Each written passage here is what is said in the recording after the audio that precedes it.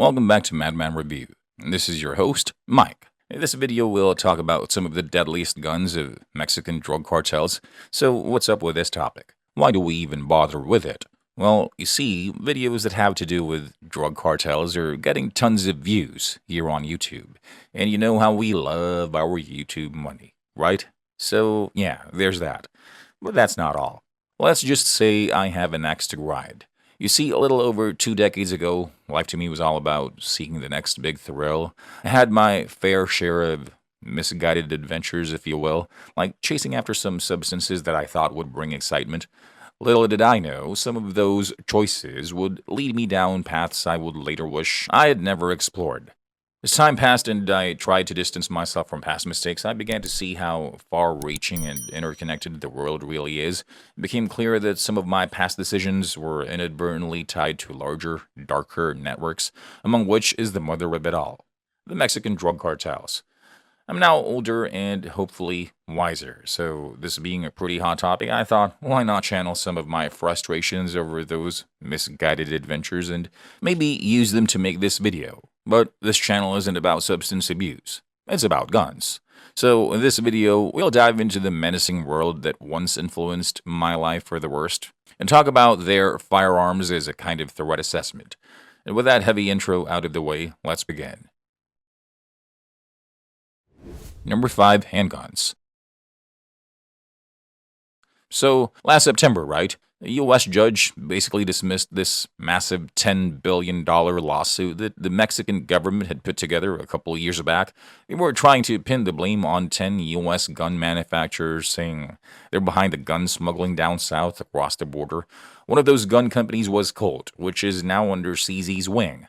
The lawsuit was pretty much pointing fingers at Colt and the others, saying they willingly turned a blind eye and let these guns flow into Mexico for some extra cash. And Colt, they got an extra dose of attention for having a lot of their guns show up over in Mexico. Alright, so here's the scoop. Between 2006 and 2018, this lawsuit is saying Colt was the big kahuna when it came to those assault weapons ending up in Mexico. They're essentially saying Colt was making these guns with the Mexican bad guys in mind, even spotlighting a few Colt handguns that the cartel bigwigs seem to love. One of the big standouts is the Colt Special Edition Emiliano Zapata 1911 and 38 Super. This piece has become like the Gucci of guns in the cartel world. One was even linked to taking out a journalist back in 2017. And then there's another fancy Colt 1911 and 38 Super that one cartel boss bought for a cool 57 grand. Ugh, the nerve of the Mexican government. Don't even get me started on the FN57. Cartel gunmen even have this dark nickname for it, Mata Policias, which straight up translates to cop killer. Those SS-190 AP bullets it uses, bad news.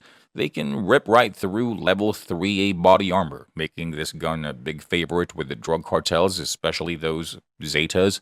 So the FN57 has turned into the go-to weapon when these cartels want to settle scores with each other or take down a Mexican police officer. Crazy stuff, right?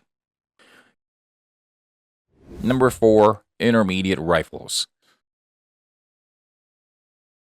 America's favorite, the AR-15, is one of a few intermediate rifles preferred by the Mexican cartel. They even refer to it as chanates, which literally means blackbird.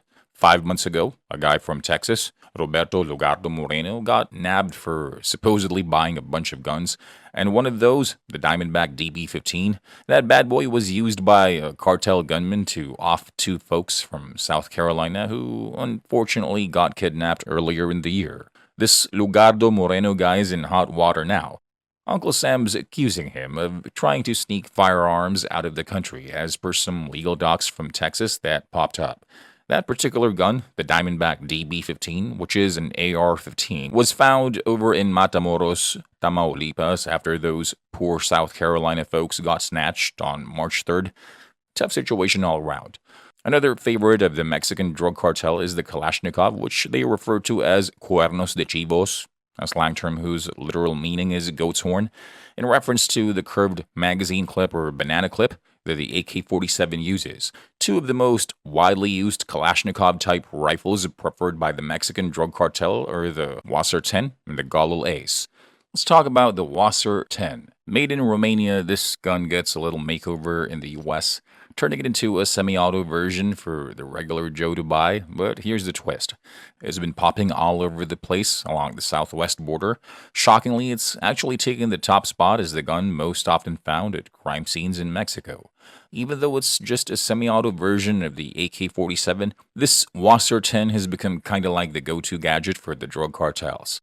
It's right in the middle of that nasty drug war that's been taking lives for the past 20 years. So, when you dive deep into the Wasser 10, you find this wild journey it takes, cruising more than 7,000 miles from Romania through the US and finally into Mexico. As for the Gallil Ace, BusinessInsider.com had this piece last year where they sat down with a smuggler who moves guns for the Sinaloa cartel. Obviously, Mr. Anonymous didn't want his name out there. He spills the beans that the Mexican government trying to put a lid on guns coming in from the US is kinda cramping their style. He's like, yeah, they're making things a bit trickier for us, but we ain't stopping. We're just getting craftier, like sneaking stuff in from Central America. Classic trafficker talk, right? For a long time, these Mexican crime groups were all about those iconic foreign guns like the AK-47 and M16, but this gun runner says times are changing. Now it's all about the Gallil Ace, an Israeli rifle that's actually made in Colombia. What's wild is that both Mexican and Colombian cops officially use the Gallil. Now, don't get it twisted. These cartel guys aren't calling the Gallil the cream of the crop, but it gets the job done. Sure, they still get folks asking for the classic AK-47, but if they're fresh out of AKs, a Gallil from Central America fills in nicely. An extra bonus, in Mexico, the Gallil's the only rifle not slapped with an army-only sticker, so having one isn't automatically breaking the law. Go figure, right? Number 3, machine guns. When it comes to machine guns, it seems that Mexican drug cartels have a soft spot for a trio of them: the M60, the M249, and M2, although I wouldn't be surprised if they've got a few more up their sleeves. Let's start with the M60. This bad boy uses those 7.62x51 NATO rounds and spit them out from a belt that just falls apart. The M13 lengths, if you want to get technical. The US military gave it a thumbs up in 1957 and started passing it out to their troops in 1959. Every branch of our militaries had their hands on it, and it's even seen some action overseas with other countries' armed forces. Fast forward to today, they're still cranking out M60s, tweaking and upgrading them for both military and the folks looking to buy them commercially. In March of 2020, there was this news of a cook in a Mexican seafood restaurant in Santa Ana, California, called Marisco Centenario. Let's just call him Hernandez. He approached a diner and asked if he could get him 200 to 300 assault rifles. Little did he know that the diner was a DEA informant. It started a whirlwind of events, leading to a big gun deal that the top U.S. attorney dude in L.A., Nicola Hanna, ties back to the Jalisco New Generation Cartel. The aftermath? A whopping 27 folks get nabbed. Hernandez tried to score 2 M60 machine guns for 15 grand, thinking he was dealing with legit gun suppliers. Turned out they were DEA agents in disguise. Talk about a raw deal in a seafood place. Fast forward to January of this year, Mexican authorities captured Ovidio Guzman Lopez, son of Joaquin Guzman Loera, the infamous crime lord known as El Chapo. That was the second time they captured him, and it's a huge win, because the first time they did it, which was back in October of 2019, they could only hold on to him for a hot minute. Why, you may ask? Well, it's because when they nabbed Lopez the first time, the cartel wasn't having it. They came out guns a-blazing and made the Mexican president cower in fear, who eventually told the police to let the guy go. What a coward. Videos circulated online from Culiacan in the Sinaloa state. We're talking big-time firepower here. Cartel gunmen were sporting some serious hardware. Military sniper rifles, assault rifles, and the M249. That's a squad automatic weapon. SAW for the cool kids.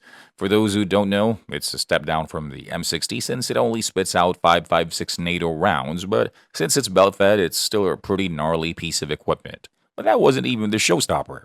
They had an M2 Browning, like a World War I relic, mounted on a truck. The M2 was John Browning's brainchild, a sequel to his earlier M1919, but this thing uses 50 BMG rounds, way more beastly than the M1919's 30-06. With that level of firepower, no wonder Mexico's top dog turned into a helpless pooch, gave in, and let Lopez walk. Number 2. Antimaterial rifles. Alright, diving into the world of anti-material rifles here, so circling back to that wild standoff with El Chapo's son in 2019, one of the big guns that the cartel guys were flaunting was the Barrett M82. For those who love military stuff, this bad boy is also known as the M107 in the US military circles.